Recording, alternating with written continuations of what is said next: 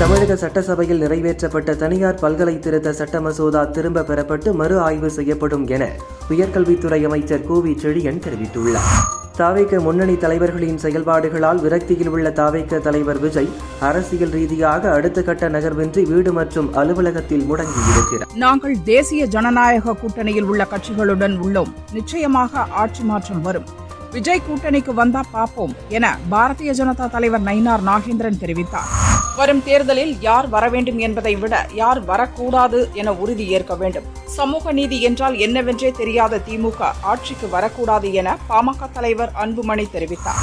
அதிமுக கொள்கை பரப்பு செயலாளரும் மாநிலங்களவை எம்பியுமான 78 வயதான தம்பிதுரை உடல் நலக்குறைவால் சென்னையில் உள்ள தனியார் ஹாஸ்பிட்டலில் அட்மிட் ஆகியுள்ளார்.